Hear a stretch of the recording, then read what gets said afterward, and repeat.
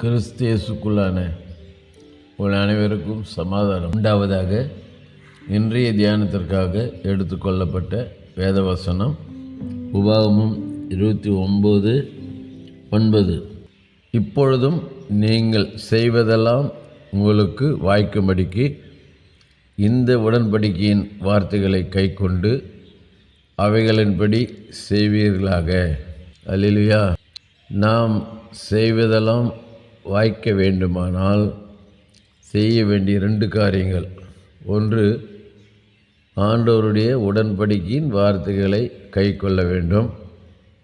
2வது, கை கொண்ட அந்த வார்த்தைகளின்படி செயல்பட வேண்டும். அவதான் அழகாக சொல்ல சங்கீதக்காரன், கர்த்தருடைய வேதத்தில் பிரியமாய்ந்து இரவும் பகலும் அவருடைய வேதத்தில் தியானமாக இருக்கிற மனுஷன்